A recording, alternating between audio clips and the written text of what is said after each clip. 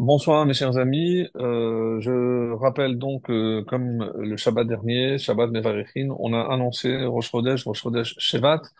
Donc et juste pour rappel, la discussion entre Hillel et Shammai, finalement le nouvel an des arbres, c'est-à-dire tout Bishvat, a été fixé comme la vie de Hillel, le 15 Shevat. Donc on aura le temps d'en parler si Dieu veut, peut-être la semaine prochaine à Paris.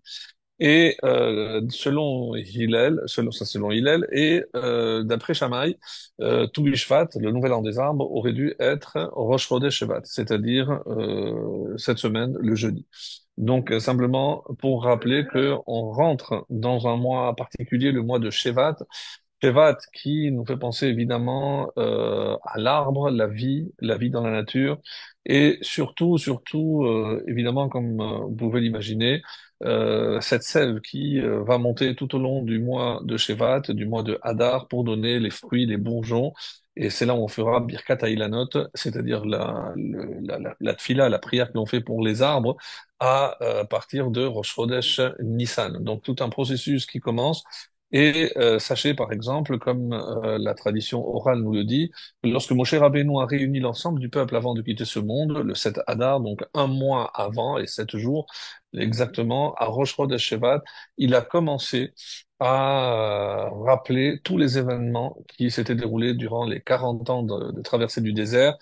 Et donc, par quoi on a commencé justement ces événements? Par la sortie d'Égypte. Et précisément, et c'est ça le lien, cette semaine, la paracha de Bo est appelée aussi Parashat Hagéoula. C'est la paracha de la délivrance. Alors, bien entendu, nous allons assister la semaine suivante à l'ouverture de la mer Rouge, donc cette 11e plaie, si on peut l'appeler ainsi, en tout cas ce 11e miracle. Mais la paracha de la délivrance, c'est la paracha de Bo. La paracha de Bo, alors, on va essayer d'apporter quelques éléments en rappelant d'autres que nous avons vus les années précédentes, mais importants aussi pour comprendre l'ensemble du contexte. Et encore une fois, comme on le dit souvent, et même si on se répète, si on tient à tirer des enseignements des événements du passé, c'est pour notre présent et surtout pour notre futur, comment mieux servir Hachem. Évidemment que avec la paracha de Bo et la sortie d'Égypte, ça nous plonge entièrement dans la fête de Pessah, la sortie d'Égypte, bien sûr, dont on va aussi parler un petit peu, mais surtout les mitzvot. C'est après le livre de Bereshit qui ne contenait essentiellement que trois mitzvot, à savoir Péro Orbo, l'obligation de croître et multiplier. Ce qu'on appelle communément, c'est la mitzvah de la procréation, et c'est en vue de la procréation qu'on a l'obligation de se marier, essentiellement, donc pour accomplir donc ce premier commandement pour l'humanité tout entière, pas que pour le peuple juif. Ensuite, il y a eu la Brit Mila avec Abraham et mal traduit, mais le nerf sciatique, le guide Hanaché avec Yaakov après la lutte avec l'ange. Donc, tout le livre de Bereshit, finalement, ne contient que trois mitzvot. Oui, c'est très peu, mais c'est le seul contenu puisque l'essentiel du message de Bereshit, comme on l'avait déjà souligné à maintes occasions, n'est pas les mitzvot, mais les origines, Reshit Chochma Yidat Hashem, la crainte de Dieu, savoir que il y a le Derech Eretz, donc s'inspirer de l'exemple des Avot dans leur droiture et dans leur honnêteté à l'égard donc d'autrui, et ça c'est essentiel si on veut vraiment pouvoir être un réceptacle apte à recevoir le message divin qu'est la Torah. Et comme nous l'enseignent souvent d'autres maîtres, le mot Torah qui vient de Hora'a enseignement. C'est pour cela que après une brève introduction avec la paracha de Shemot et de Va'era, là on rentre vraiment dans le monde des mitzvot. Dans cette paracha, donc, il n'y a pas moins de 20 mitzvot, 9 positives et 11 négatives, qui tournent quasiment toutes autour, donc toutes ces mitzvot tournent autour du Korban Pessah, l'obligation de manger la matzah, l'interdiction de consommer et de posséder le chametz, et la fin de la paracha, Kadesh Likol Bechor, se termine avec cette belle mitzvah qu'est Tefillin. Et d'ailleurs, c'est pour cela que tous les matins, après la mise des téfilines, on commence la tfila par ce texte-là. Certains le disent à la fin de Rodou pour être sûr que tout le monde le lit. Kadesh Likol Bechor, donc la sanctification de tout premier-né. qui se termine, donc ces deux paragraphes, et les deux paragraphes se terminent par l'obligation de mettre les tefilines, comme nous le voyons ici dans le texte, consacre-moi à tout premier-né, et première allusion, Ve'aya lecha leot al yadecha ul zikaron ben enecha, donc car tu observeras ce décret en son temps, donc, le verset 9 qui dit, et ce sera pour toi un signe sur ton bras et un rappel entre tes yeux afin que la Torah d'Hachem soit dans ta bouche. Donc, un souvenir de tous les miracles que nous avons vécus à la sortie d'Égypte et de notre attachement à Hachem. Et la fin de la paracha, encore cette mention est faite, Vayaleot al yadecha ul totafot ben enecha, et ce sera un signe sur ton bras et un ornement entre tes yeux car Hashem mi Misraïm, car c'est d'une main puissante que Hashem nous a fait sortir d'Égypte. Donc, le souvenir, la commémoration n'est pas juste un exercice de mémoire, non, ça doit se concrétiser par un acte, par une action, et cette action s'appelle essentiellement ici les tefilines, puisque malheureusement nous n'avons plus le Beth Amikdash, n'ayant pas le temple, ne pouvons pas célébrer et offrir le Korban Pessah comme c'était l'obligation à chaque fête de Pessah. Donc aujourd'hui, par contre, cette mitzvah qui a lieu tous les jours, à l'exception de Shabbat et les jours de fête, donc c'est un rappel constant, non seulement de la sortie d'Égypte, de notre origine, mais aussi de l'attachement et de tous les miracles que Dieu a mis en œuvre pour que nous soyons aujourd'hui un peuple libre. Alors ça, c'est, on va dire, un petit peu l'introduction. Et il est vrai que il y a une notion qui entoure toutes les mitzvot qui touchent Pessah, et c'est assez étonnant. Alors, pour certains, c'est marqué dans les Haggadot, juste avant de commencer Halach Ma'ania. Donc, certains ont la coutume de réciter Etmol Hayino Avadim, d'autres, comme les Marocains et aussi apparemment les Yéménites, disent Bivhilu Yatsanu Misraïm, on est sorti avec en toute hâte. Donc, il y a cette notion de rapidité, de zirouz, d'empressement, lorsque on a quitté l'Égypte, alors qu'on sait que le soir même, on était encore en Égypte lorsqu'on a célébré ce premier Pessah et qu'on ne quittera l'Égypte, géographiquement parlant, que le lendemain, parce qu'on ne voulait pas se sauver comme des voleurs et au contraire, on voulait montrer à tout le monde que be'etzem hayom hazeh, donc vraiment en plein milieu de la journée pour que tout le monde puisse le voir et constater qu'on n'était pas des voleurs. Donc, on a du mal à comprendre donc où se situe cette hâte. Et comme on l'avait fait à plusieurs occasions pour expliquer certaines notions que nous trouvons dans la Haggadah et tout autour de la fête de Pessah, donc l'empressement, c'est parce que nous étions déjà plongés dans le 49e niveau d'impureté. D'ailleurs, certains commentateurs disent de manière très étonnante que pourquoi Hachem n'a pas voulu envoyer, certainement pas Moshe, mais peut-être des Malachim, parce que l'impureté était telle que Hachem craignait que même des Malachim ne se laissent imprégner, on va dire, de cette impureté. Seul Hachem pouvait empêcher de sombrer le peuple dans ce 50e niveau. Et donc, c'est pour ça qu'il y a cette notion de hâte, non pas pour sortir géographiquement ou physiquement, mais de nous détacher le plus rapidement possible de l'influence de l'Égypte. Donc, l'Égypte qui est comparée, mes chers amis, au Homer, donc le Homer, donc de la matière. Et c'est pour ça qu'on dit Bessar Hamorim Mitzrayim, on dit que les Égyptiens étaient considérés comme des ânes. Pas des ânes dans le sens des animaux ou des bêtes stupides, mais parce qu'ils étaient ancrés véritablement dans la matière d'une manière extrêmement puissante, comme on va le démontrer. Et c'est pour cela qu'il a fallu, pour le peuple d'Israël et aussi pour les Égyptiens, ces 10 étapes pour s'extraire de la matière, l'influence de la matière. Et c'est ça la sortie d'Égypte, c'est la sortie de la matérialité. Alors, on a souvent dit que Metzarim, c'est aussi les étroitesses, c'est la façon de voir le monde d'une manière aussi étroite.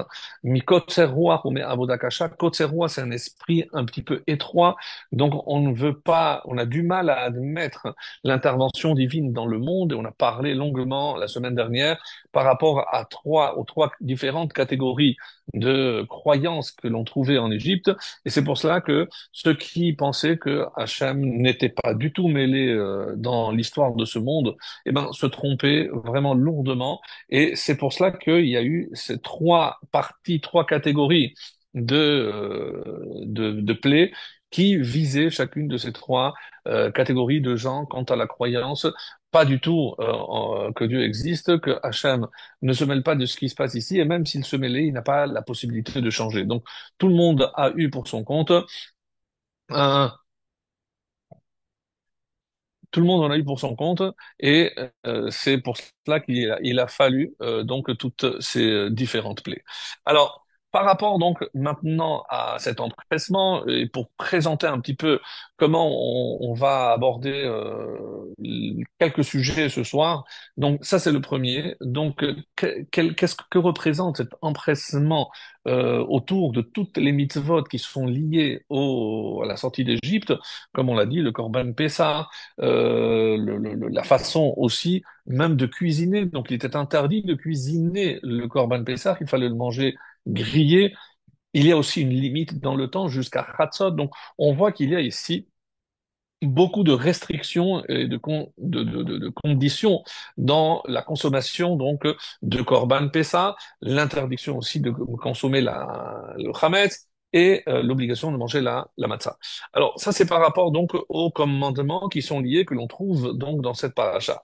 Dans cette paracha aussi, on va dire, on va établir une sorte de conclusion, et ce fut au bout donc de 30 ans et 400 ans, 430 ans, que les Tivot, les armées d'Hachem, sont sorties. Et là, évidemment, c'est un chiffre qui nous perturbe énormément, parce que, mais que signifie ces 430 ans? Puisqu'on n'a jamais, il n'a jamais été question qu'on était asservi 430 ans. Même ceux qui disent 210, il n'y a pas eu 210 d'esclavage. Donc, si on demande combien de temps on est resté en Égypte, vous obtiendrez toutes sortes de réponses. Et apparemment, elles sont toutes vraies parce qu'elles sont toutes écrites dans la Torah. On passe par 430. À Abraham, Hachem avait envoyé comme message 400 ans. Ensuite, on parle de 210 ans.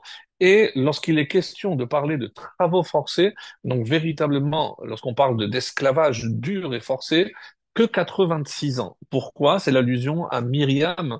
Myriam qui est sortie à l'âge de 86 ans. Et pourquoi, en arrivant en Égypte, elle a été appelée Myriam? Parce que à sa naissance, pardon, je parlais de sa mère qui était née en arrivant en Égypte, de Rébel, mais Myriam, elle, lorsqu'elle est née en Égypte, c'est au moment où les décrets commençaient à se durcir, et c'est pour ça que Myriam vient de Merirut, Vaimariru et Trayem, ils ont rendu leur vie amère. Et la racine du mot Myriam, hein, c'est justement l'amertume. Donc on a la preuve ici que il y a eu 86 ans de travaux forcés. Donc, où sont passés les 430? Donc, pourquoi on parle de 400? Pourquoi certains parlent de 210? Et finalement, pour nous retrouver à 86. Donc, lorsqu'il s'agit de ce que Hachem prévoit pour le peuple juif, lorsque Hachem a prévu donc cette souffrance, cet esclavage, la question que vont poser beaucoup de commentateurs, donc on a vu à aucun moment, lorsque Hachem promet à Abraham que sa descendance sera esclave, pourquoi? Pourquoi il a fallu que les descendants d'Abraham soient esclaves? Alors, beaucoup se posent cette question. Il y a de nombreuses réponses. Euh, on peut pas, évidemment, toutes les voir, surtout que je ne voulais pas m'arrêter sur cela. Donc, par exemple, de la vie de Ramban Nachmanide, donc il dit que Hu Avon Avraham, c'est à cause de la faute de Abraham, en effet, parce que Abraham, quand il a mis en doute Et il a dit, Bamé Eda ki ilashena. Donc, il a mis en question, c'est comme ça qu'il rapportait au nom du Ramban, Vahira ba'aretz vayed Avraham Mitzrayma, lorsque il est descendu en Égypte après la famine, Vayasem et Sarah besakanat. Donc, il a mis Sarah en danger. Donc, d'après le Ramban, avant même donc d'avoir mis en cause la justice divine, en quelque sorte, le fait d'être descendu et d'avoir mis en danger Sarah, eh ben, c'est comme ça qu'on dit, comme toi tu es descendu en Égypte et tu as mis en danger ta femme, eh ben ta descendance descendra en Égypte, elle sera aussi en danger. Bemakom mishpat shama haresha a beaucoup de rachamim gambeze lo bacharu qui halo aderaba manu et Abraham Mitzrayma velkirat Sarah lishne nisyonot. Mais non, parce que si on dit que ça fait partie des nisyonot, des épreuves d'Abraham, donc je ne peux pas dire qu'il a fait de son initiative et que c'est pour cela que ses descendants vont être punis par l'esclavage en Égypte. C'est impossible, puisque ça fait partie des épreuves auxquelles donc il a été soumis par Hachem lui-même. C'est pour ça qu'on ne retient pas donc cet avis. D'autres disent non, les Yaminoubo. Pourquoi? Parce qu'il fallait que il soit Anochi Hashem Elokecha Asher Hotzeticha Meretz Mitzrayim, comme il va se présenter Hashem au Sinaï. Donc, et comme ça, il dit, les mains s'appellent Beozne Bincha Ben Mincha et Taché, pour que tu puisses raconter à tous tes descendants ce que moi j'ai fait en Égypte pour te faire sortir, te choisir comme peuple et puis te donner la Torah. Et donc, ça, Kilemani ou Makot Yetzia, Igdin Galutam Bachomer ou Bilvenim, et c'est pour ça qu'Hachem, il les a fait descendre 210 ans pour qu'ils puissent être à même de raconter tous ces miracles liés à la sortie à leurs descendants.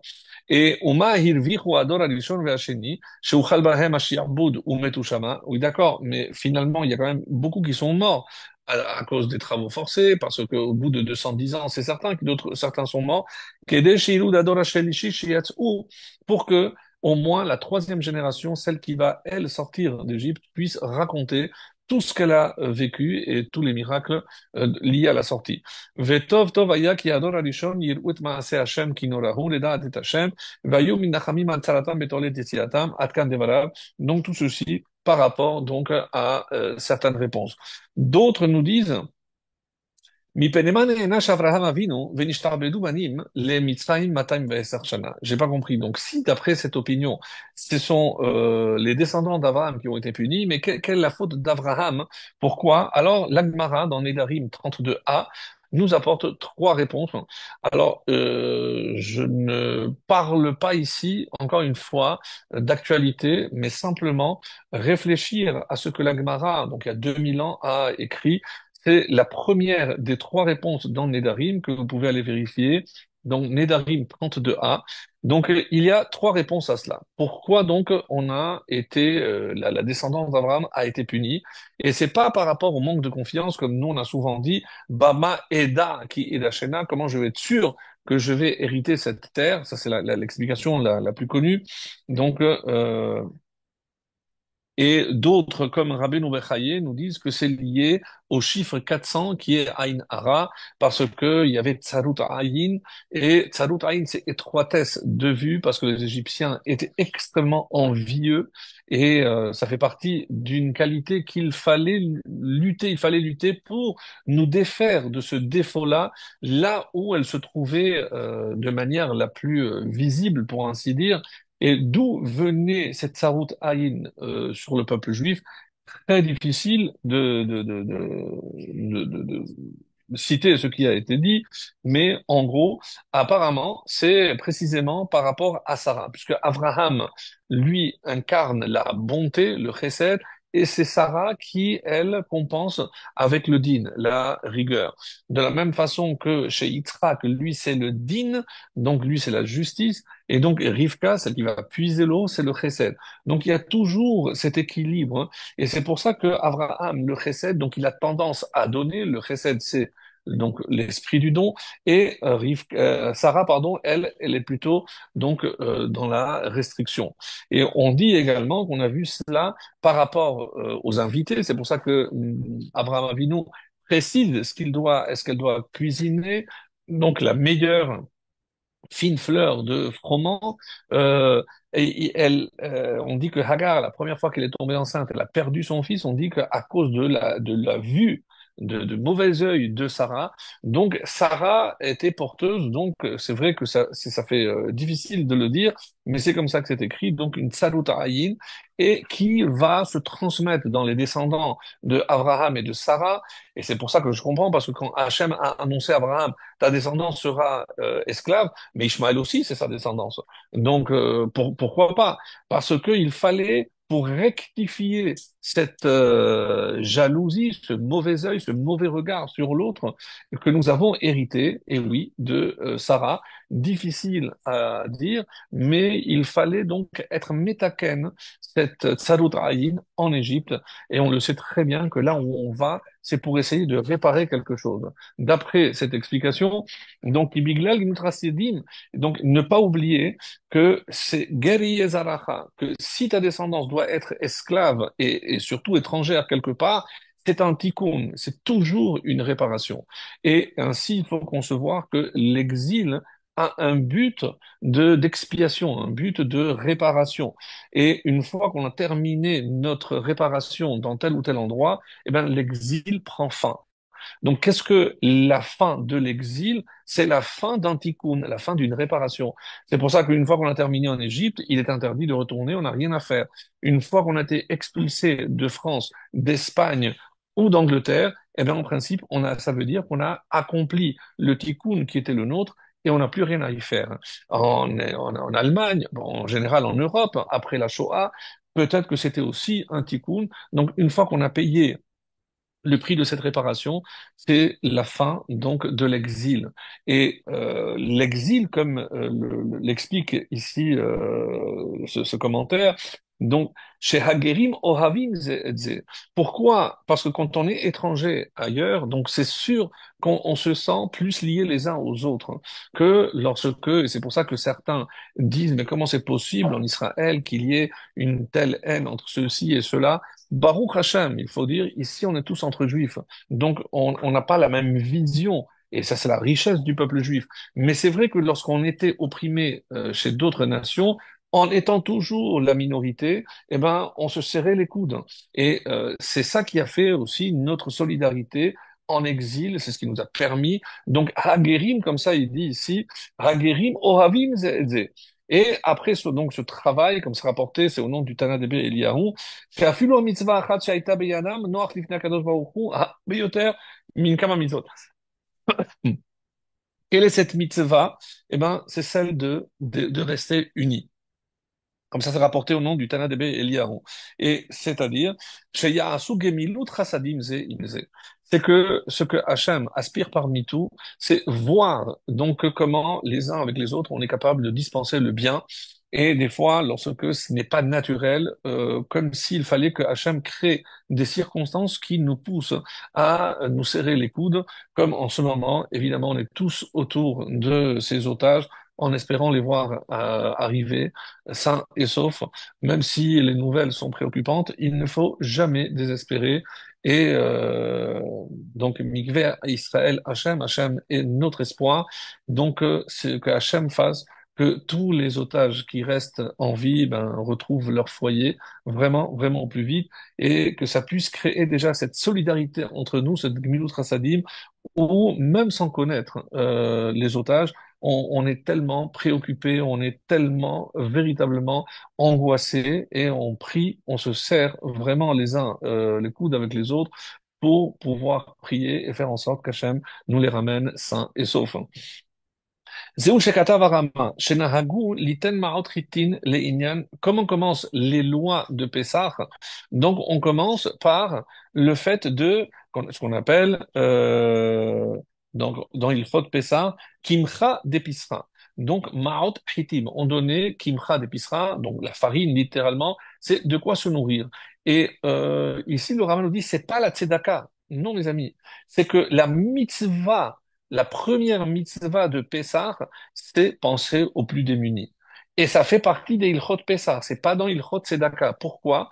Et il dit parce que Biglal Gemilut Chasadim Yatzanu Misraïm. Et ça, j'ai trouvé que c'était formidable. C'est-à-dire, c'est par la bonté et le fait de dispenser la bonté, eh ben, c'est ça qui nous a fait sortir d'Égypte. Donc, comme si quelque part, et on le sait, comme le Chafetz Chaim le dit dans son livre Ahavat Chesed, il est écrit Nachita bechazdecha amzuga alta. Tu as conduit dans ta bonté gam amzu, ce peuple gaalta, tu as délivré.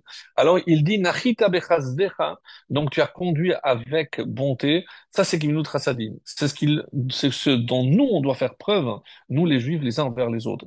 Amzu gaalta, et c'est grâce à ça donc tu nous as délivrés. Comme on le cite souvent, qui met Mitzrayim comme au temps de la sortie d'Égypte, on verra des merveilles, niflaot littéralement, mais mais pourtant, il y a une condition, c'est que nous aussi, on puisse se saisir de cette mida extraordinaire de chesed, ne pas voir ce que je peux prendre de l'autre, mais au contraire, ce que je peux apporter, donner à l'autre. Veyavol etzion goel bimhera, et c'est ça ce qui apportera la Géoula, comme ça a été le cas en Égypte. Donc, en somme, tout ce que je reviens maintenant à ces trois réponses qui sont données dans la Gemara de Nedarim. Même, encore une fois, j'invite à voir tous les détails. La première opinion, mi pene she'asa angaria betalmidei chachamim, parce qu'il a fait des euh, soldats des Talmidei Chachamim, parce qu'il a transformé les Talmidei Chachamim en soldats. Et alors, Sheolchin la Milchama, parce que ceux qui sont censés être des étudiants de Torah, eh ben, eux protègent ceux qui, eux, doivent, oui, aller à la guerre.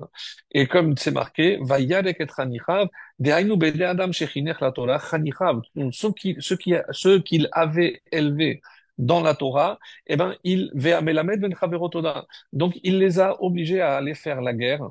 Et on dit que c'est à cause de ça que sa descendance sera descendue en Égypte.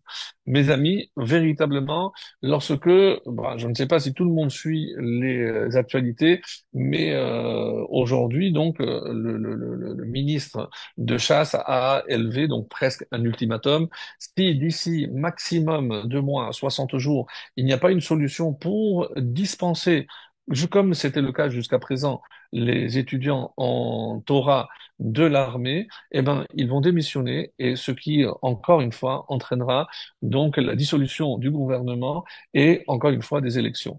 Donc, c'est dommage d'en arriver un petit peu par des ultimatums et des menaces, mais il ne fallait évidemment pas toucher à une loi qui fait partie de l'entité de l'État d'Israël, à savoir comprendre la place que doivent occuper tous ceux qui se consacrent à l'étude de la Torah et en comprenant que ceci, évidemment, protège cela et en espérant que tout Israël le comprenne. Voilà, mes amis, ce qui est écrit dans Nédarim. Allez voir, c'est assez époustouflant. Donc, parce que chez Asa Angaria Betalmidei Chachamim. Parce que ça, c'est la première réponse. Donc, la première réponse par rapport à la question, pourquoi les descendants d'Abraham ont été esclaves en Égypte. Donc, assez époustouflant comme réponse. Deuxième réponse, et Shmuel qui la donne, Mi pene sheifriz al midotav shel Akadosh Baruch Hu, c'est parce que il a mis un petit peu euh, euh, en question, il a remis en question le pouvoir d'Hachem en disant que bah me eda ki irachena, donc il a dit mais comment j'ai la certitude que je vais hériter de ce peuple. Et la troisième, c'est de Rabbi Yochanan, Amar sheifrish bene Adam milikanes tachat kanfei Shechina. Est-ce que c'est difficile à comprendre, c'est pour ça que je vais pas, il faudrait détailler plus que cela. Donc parce qu'il a sélectionné certains qui pouvaient oui se convertir en repoussant les autres. Donc est-ce que c'est par rapport à ce qu'il a fait rentrer ou c'est par rapport à ce il n'a pas accepté? Donc il y a une explication, c'est un peu plus long. L'explication là-bas dans Nedarim, qui est celle du RAN, Rabbeinu Nissim. Donc, pour ceux qui veulent plus de détails, en tout cas, voilà ce qui est rapporté par rapport à la raison de l'esclavage en Égypte. Donc, on va encore en parler, si vous voulez bien. Donc, par rapport donc justement à la date. Donc, j'aimerais revenir donc sur les dates Et pour conclure, j'espère que le temps nous le permettra. En conclusion, je reviendrai sur un verset assez étonnant, mais qui est pour, je pense, crucial. Crucial parce que l'attitude de Pharaon peut se comprendre plus facilement que celle de Moshe. Je m'explique. Donc, lorsque, au début de la paracha, donc il est question qu'on aille pour servir Dieu dans le désert, donc le Pharaon, légitimement, s'interroge. Il s'interroge en disant, mais qui va aller servir Dieu? Alors, la réponse de Moshe le prend de court, parce qu'il ne comprend pas. Mais je dis, parce que quelle est la réponse de Moshe? Vayomer Moshe, parce il est d'accord. Vayomer, Vayushavet Moshe Aaron el Paro, Vayomer alem, lechu ibnut Hashem. Donc, vous voulez servir Dieu, c'est normal, vous faites partie de la tribu de Lévi, vous n'avez jamais été asservi, vous devez servir votre Dieu, allez-y, il n'y a pas de problème. Et il dit, mi va mi haolchim. Mais qui sont ceux qui iront? Alors Moshe répond, bin arenu ou biskenenu, avec nos jeunes et avec nos vieillards. Pourquoi il insiste? Parce qu'il a compris dans la question de Pharaon que si il fallait servir Dieu, eh ben ça concerne les adultes, non plus les vieillards. Donc ils sont là déjà parce qu'ils ne sont pas là pour servir Dieu, mais pour peut-être profiter des derniers jours de tout ce qu'ils ont travaillé. Les jeunes, ils sont pas encore concernés par la question religieuse, on va dire. Et comme il a pressenti Moshe dans la question de Pharaon, il donne une réponse vraiment très très axée sur le point exactement là où il voulait insister. Lequel? Bin arenu, avec nos jeunes et avec nos vieillards, nous irons. Nous irons, tu n'as pas compris? Aneler bevanenu ou bivnotenu. Et quand je parle des jeunes, je parle de nos fils, mais aussi avec nos filles. Betonenu ou vivkarenu, avec notre menu bétail et avec notre gros bétail. Pourquoi? Qui crague l'Hachem lanou. Parce que lorsque nous, on célèbre une fête, on célèbre avec tout le monde. Et il n'y a pas une fête pour une partie ou une minorité de la population. Quand il s'agit de célébrer pour Dieu, c'est surtout avec les enfants et avec les vieillards. Les vieillards, grâce à eux, parce qu'ils nous ont transmis, et c'est grâce à eux que nous sommes là, donc nous aussi on peut aujourd'hui célébrer grâce à ce qu'on a reçu, et nos enfants, parce que nous aussi, demain on sera les vieillards, et que ces enfants seront les adultes de demain, et il faut qu'ils continuent et qu'ils reçoivent donc toutes ces traditions. Donc ici, dans cette phrase, dans cet échange entre le pharaon, on voit en fait deux attitudes, celle qui correspond à la majorité de l'humanité d'une manière générale, et celle que Moshe, qui bel Torah Mishnai, Sarah Yoshua, il a transmis, comme si c'était un legs qu'il transmet. Il transmet à Yoshua, je dis voilà, moi, j'accomplis ma mission jusqu'ici. Maintenant, Moshe, à partir d'ici, c'est toi, c'est ta mission. Donc, comme si, quelque part, chacun est nanti d'une mission et avec une limite dans le temps. Et c'est pour ça qu'on a ici trois générations, les vieillards, les jeunes et les adultes et les jeunes. Et quand il s'agit de sortir d'Égypte, il n'est pas question que les vieillards, on dise, ben ça y est, eux, ils ont vécu leur vie, ils vont rester. Les jeunes, de toutes les façons, ils n'ont pas connu autre chose. Alors, ça concerne les adultes. Ça, c'est ce que un pharaon aurait pu penser, et certainement que d'autres juifs ont pensé comme cela. Peut-être tous ceux qui ne sont pas sortis d'Égypte. Mais le message ici essentiel de Moshe Rabbeinu, à travers cette phrase, cet enseignement magnifique, c'est que on ne peut pas faire fi de nos plus jeunes. Au contraire, c'est ça justement l'essentiel. Donc, je vais revenir maintenant à ce qu'on avait dit par rapport à l'empressement. Donc, dans le programme qui nous reste, donc par rapport à cet empressement dans tout ce qui touche la sortie d'Égypte, ensuite essayer d'éclaircir qu'est-ce que c'est que ces différents chiffres 430, 400 ou 210, donc à quoi ça correspond. Et enfin, j'aimerais terminer en revenant donc avec deux ou trois histoires très belle par rapport donc à l'importance de transmettre à nos enfants. Alors, on a dit qu'il y a dans cette paracha 20 mitzvot, 9 positifs et 11 négatifs. Donc, entre autres, on a parlé du Korban Pessah, comment le faire. Alors, pourquoi il fallait, c'est le Sefer Hachinour qui répertorie toutes les mitzvot, qui nous précise pourquoi il fallait le griller. en quoi ça pouvait changer. Alors on connaît la réponse parce qu'il fallait que l'odeur se répande et que les Égyptiens se disent mais qu'est-ce qu'ils sont en train de faire? Parce que encore une fois cette notion ne se cache pas pour sortir d'Égypte. On n'est pas comme des voleurs, donc on a voulu montrer. Et d'autre part, on dit parce que une fois que je cuis, alors le Sefer nous rapporte une réponse assez étonnante parce que c'est les ministres, les princes et les rois qui eux mangent grillé. Pourquoi? Parce que quand il y a beaucoup de viande, je n'ai pas besoin de l'accompagner d'autre chose. Lorsque je la cuisine, eh ben, je vais rajouter forcément des féculents ou autres, alors que lorsque je fais des grillades et que j'ai assez de viande, je n'ai pas besoin d'accompagner d'autre chose. Donc ça aussi, c'est une réponse parce que maintenant, on est comme des rois. Mamlechet Kohanim Begoy Kadosh, donc on est un royaume de Mamlechet Kohanim, un royaume de prêtres. Donc, autre chose aussi, c'est parce que quand je vais cuisiner, ça va prendre beaucoup de temps, parce qu'il faut laisser cuire, et surtout la viande, elle nécessite une cuisson lente, alors que griller, une fois que c'est bien découpé, je grille et ça se mange le plus vite. Donc, encore, donc, je revois ici cette notion d'empressement. Comme on avait dit dans la Haggadah, Bivhil ou Yatsan, on est sorti avec empressement, même si ça ne correspond pas à une réalité, puisqu'on est sorti le lendemain matin. Alors, là aussi, pourquoi il ne fallait pas garder le chametz? Le chametz qui exprime comment le chametz se fait, c'est lorsque je mélange l'eau avec la farine, tout le monde le sait. Si je dépasse 18 minutes, alors ça devient chametz. Tant que je n'ai pas dépassé 18 minutes, c'est la matzah. Donc il faut que je fasse vite et je ne laisse pas le temps de monter. Parce que si la pâte gonfle, eh ben là je rentre dans le domaine du chametz et c'est interdit. Donc là aussi, c'est lié à cette notion de d'empressement. De la même façon, quand on va parler de Ushmartem, donc on verra ici, Ushmartem et Hamatzot. Les matzot aussi, je dois donc faire extrêmement attention de les surveiller, et c'est de là que l'expression matzah shemura, une matzah qui est surveillée, donc depuis que on a commencé à récolter le blé. Donc imaginez, donc il a fallu donc garder le blé pour ne pas qu'il soit humidifié ou autre, et donc c'est ce qui donne son nom à matzah shemura. Elle est observée, elle est surveillée depuis les débuts. Et les Chachamim nous disent ici quelque chose d'assez étonnant, c'est que Ushmartem et Hamatzot, vous observerez, vous surveillerez les matzot, ne dit pas matzot, mais mitzvot.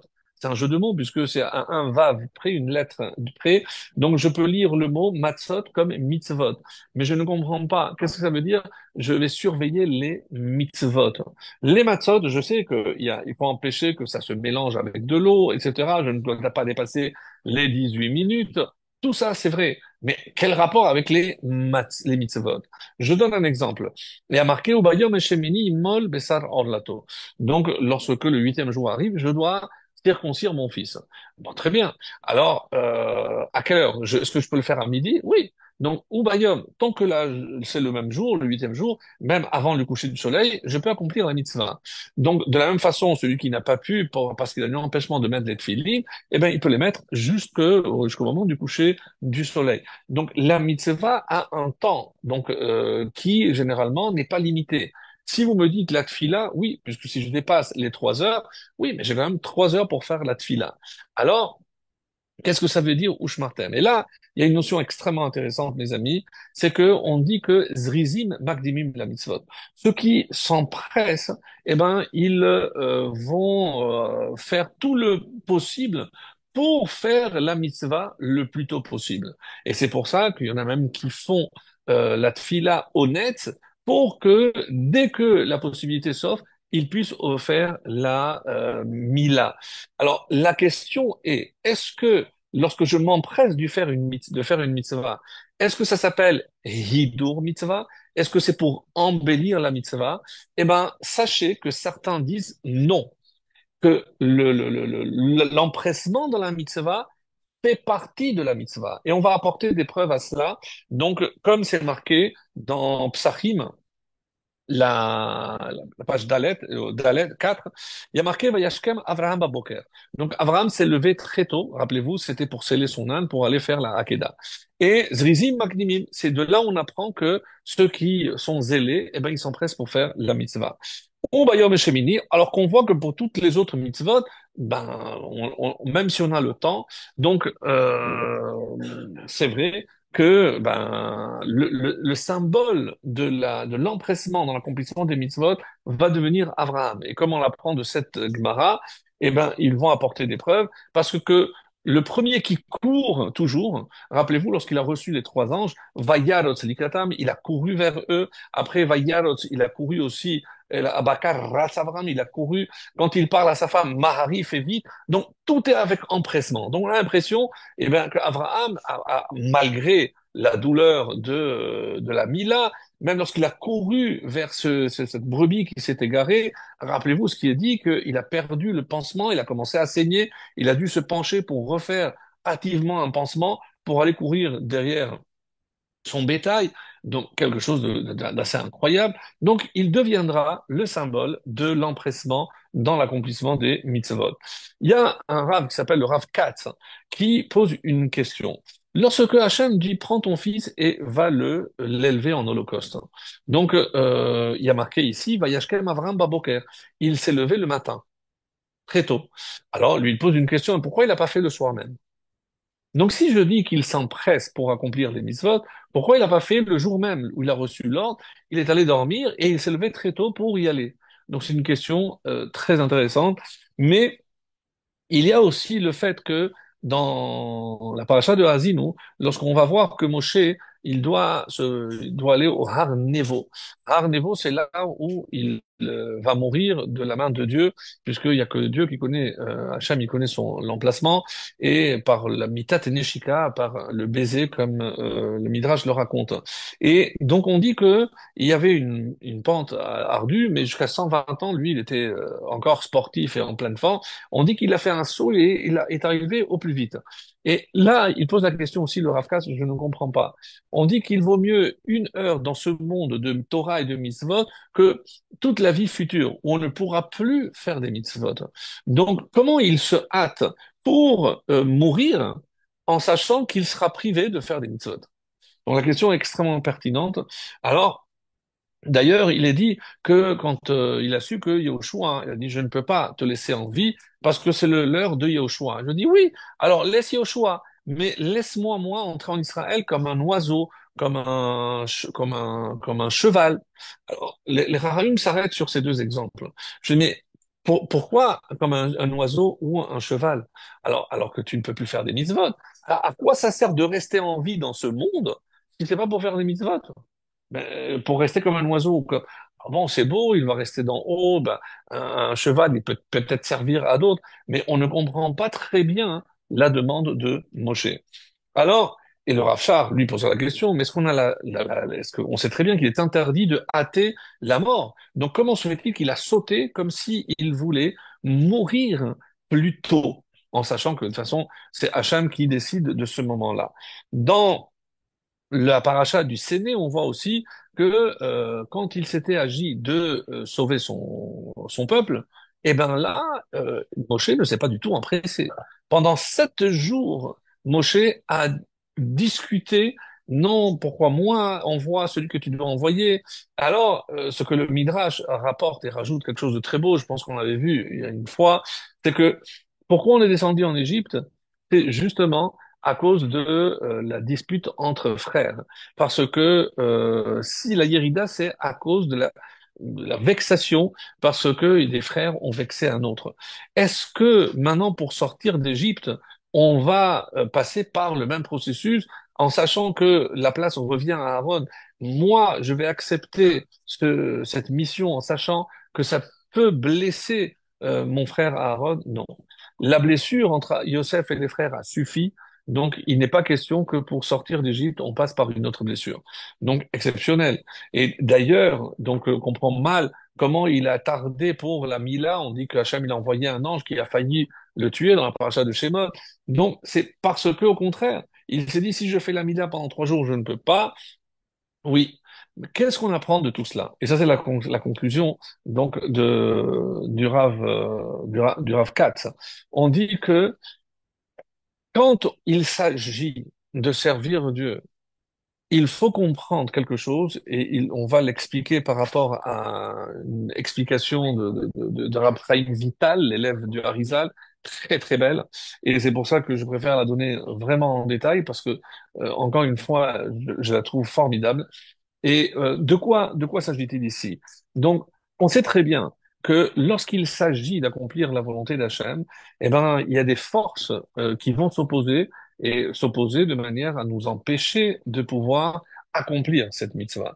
Donc, quand il s'agit de nous empresser de faire une mitzvah, c'est pas simplement pour montrer qu'en Hachem, on est prêt à te servir et on s'empresse pour accomplir ta volonté. Non, c'est parce qu'il ne faut pas tomber dans le laps de temps. Et c'est pour ça que lorsqu'une mitzvah se présente à toi, disent nos maîtres, al tachmitzena, littéralement, ne la laisse pas passer, mais ne la laisse pas gonfler. Allusion au chametz. Comme on a dit, et vous observerez les matzot, vous observerez les mitzvot. De la même façon que je n'ai pas le droit de laisser plus que 18 minutes parce qu'après je passe dans le chametz, eh ben, une mitzvah qui se présente, si je laisse passer le temps, eh ben, elle devient chametz. Qu'est-ce que ça veut dire qu'elle devient chametz? Elle n'a plus la même valeur. Peut-être pas interdit, il vaut mieux la faire. Mais on sait que pour quelqu'un pour qui la tfila est importante, eh ben, il va pas arriver tout le temps en retard et après essayer de courir en sachant qu'il va être pressé et qu'il faudra qu'il court et pour arriver et pour se sauver parce qu'il n'arrivera pas à la fin de la tfila. Mais pour quelqu'un, si la tfila est importante, eh ben, il sait qu'il a besoin de mettre les tfilines avant, donc il sera là avant peut-être même le début pour montrer, et c'est pas parce que celui qui prie de manière plus décontracte, eh ben, c'est pas important, la tfila n'est pas importante pour lui. Non, on n'est pas en train de dire ça. Mais toute l'importance que je donne à quelque chose, c'est l'attitude que je vais avoir à l'égard justement de cette mitzvah, de cette action que je veux accomplir. Et c'est pour ça que le roi David nous dit d'une manière, Derer mitzvotecha, donc le chemin de tes mitzvot, arutza. Arutza, c'est quoi? Je vais courir. Donc là, la notion, et d'autres achamim m'expliquent pourquoi il y a toujours cette ritza, roots comme Abraham. Parce que c'est la même racine que rotse. Quand je veux quelque chose, je cours vers ça quelque chose. Donc c'est justement euh, cet engouement que j'ai vers telle ou telle action qui démontre mon attachement à la mitzvah elle-même, mais aussi à celui qui me l'a ordonné. Alors, qui ratza, la ritza, c'est chelek mikiyuma mitzvah, et cette course, ok, cet empressement, littéralement, exprime justement le ratson, la volonté que j'ai d'accomplir telle ou telle action. Alors, pour comprendre maintenant qu'il ne faut pas laisser, c'est un enseignement de Rabbi Chaim Vital. Je disais, c'est l'élève du Harizal qui nous dit que nous savons que l'homme est composé de quatre éléments, les quatre éléments de base, Arama, donc Afar, la poussière, ensuite, Ruach, le vent, Maïm, l'eau, Esh et le feu.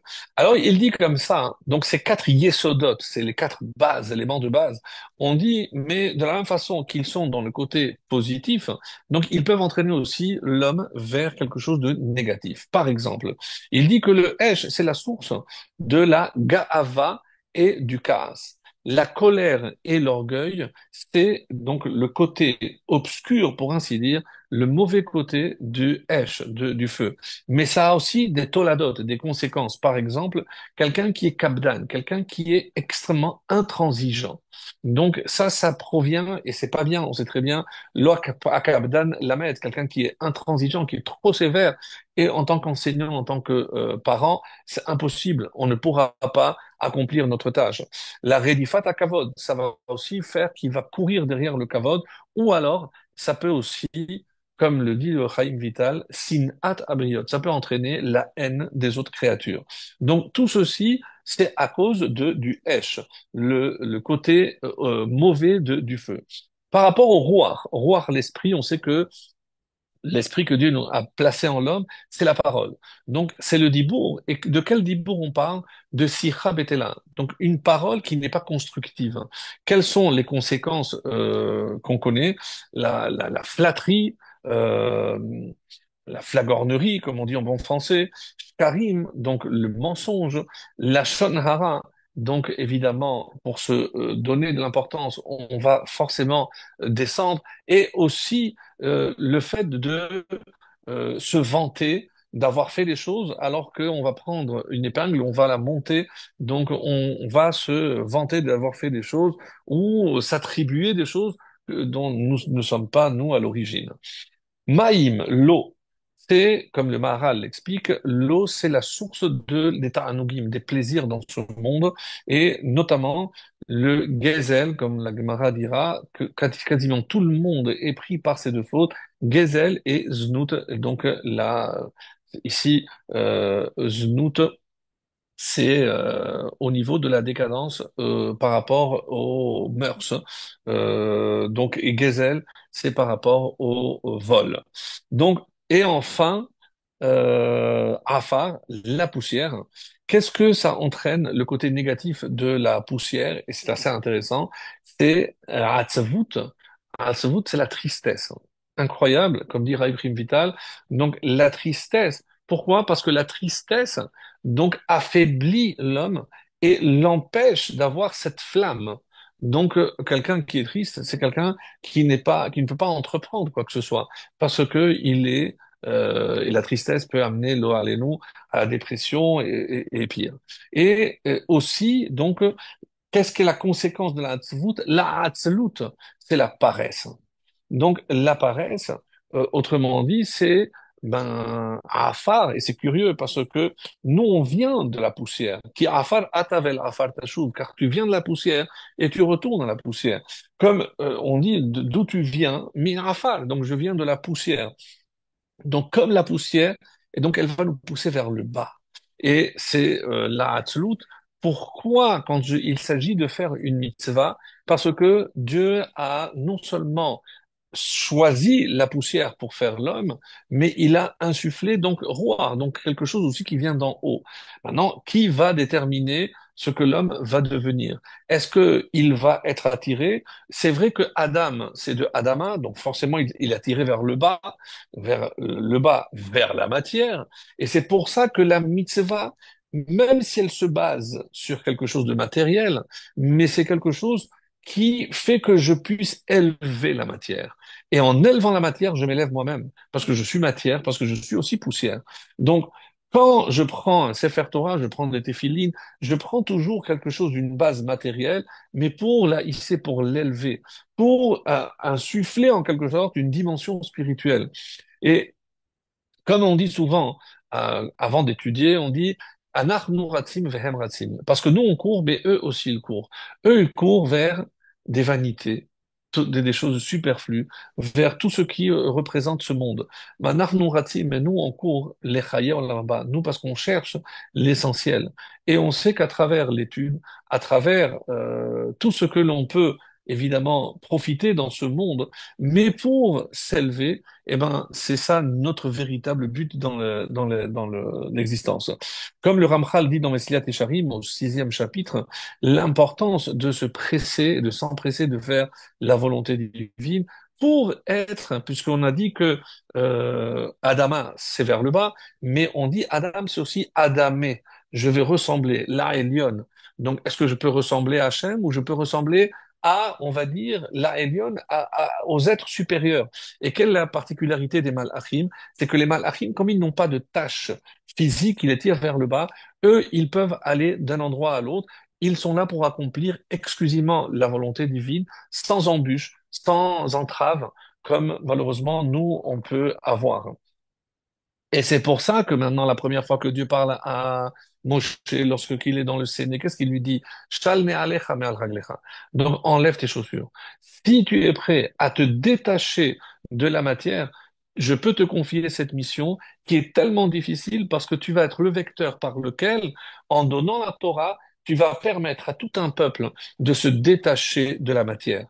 Et donc on comprend, mes amis, puisque on a dit que dans Bereshit, il y avait à peine 3 commandements. Le livre de Shemot, après nous avoir résumé, donné le contexte, maintenant qu'on va sortir comme un peuple. Donc ces mitzvot marquent le début de notre existence. Comme Rashi ne manque pas de le dire dans le premier commentaire de Bereshit, la Torah aurait dû commencer par Achod Shazé, texte qui se trouve dans notre paracha que nous lirons ce Shabbat dans Beau. C'est ce mois-ci. Parce que si tu détiens le temps entre tes mains, c'est toi qui détermines. Autrement dit, c'est toi qui vas remplir le temps. C'est toi qui donnes un sens au temps. Et ça, c'est Mekadesh Israël Ve'azemanim. Non, on peut sanctifier le temps. Mais comment? Eh ben, en donnant un sens à ce temps. Et c'est pour ça que quand on parle de Moshe, et on dit que comment il voulait s'empresser. Parce que si Hachem lui a dit monte, ça devient une mitzvah. Et donc, et comme c'est vrai qu'il faut rester dans ce monde pour accomplir des mitzvot, mais si c'est Dieu qui lui dit monte sur cette montagne, alors évidemment il va faire le maximum parce qu'il s'agit d'une mitzvah et qu'il s'empresse pour la faire. Quand il a donné l'ordre de tuer ou d'élever son fils, donc évidemment qu'il s'empresse de le faire le lendemain parce qu'il a voulu laisser encore à son fils l'occasion de vivre et d'accomplir des mitzvot, lesquels, eh ben, accomplir par exemple Kibbout Avahem, parce que c'est lui qui va lui ordonner, écoute, maintenant tu vas venir avec moi, on va aller là, et tu vas tu vas passer la tête, et il va se laisser faire, donc il va faire encore des mitzvot. Alors, pour ce qui est, et ça c'est le Khatam Sofer, pour terminer sur ce chapitre-là, donc pourquoi, demande le Khatam Sofer, donc toutes les mitzvot sont jusqu'à Chatzot. On avait dit, donc le tzli, donc le korban Pessah, c'est jusqu'à Chatzot. Donc là, jusqu'à aujourd'hui, par exemple, on remplace par la ficomène. C'est pour ça qu'on ne peut pas dépasser ce laps de temps, puisqu'il correspond au moment où on devait manger le korban Pessah. Donc, on comprend que comme il s'agit de l'accomplissement des premières mitzvot en tant que peuple, il fallait donc imprégner ce début de cet empressement, pas pour quitter l'Égypte seulement, mais pour montrer notre détachement à la matière, pour ainsi s'attacher, on va dire, à la volonté divine, parce que sans ce détachement, à partir de Mitzrayim, qui symbolise, comme on l'a dit, cette matière, on ne pouvait pas s'attacher à Hachem comme on va le faire au Sinaï à travers le don de la Torah. Donc le Khatam Sofer nous dit que dans Brachot, dans la Gemara de Brachot, là-bas, on nous dit qu'il y a 3 mishmarot, il y a 3 gardes. Donc dans le temple, donc des équipes de Kohanim qui se tournaient. Donc 3 gardes dans la nuit. La première, c'est Chamor Noer. Donc on dit que c'est lorsque l'âne émettait ce bruit. Je ne connais pas le bruit de l'âne, mais c'est que lorsque il faisait son bruit. La deuxième partie, c'est Klavim Tsoakim. C'est lorsque les chiens aboient. Et la troisième partie, c'est très symbolique comme image, Isha Mesaper et Imbaala, c'est la femme qui chuchote avec son mari dans l'intimité donc de leur lit, Ve Tinok Yonek Meimo. Et c'est aussi cette partie de la nuit où le bébé va commencer à téter auprès de sa maman.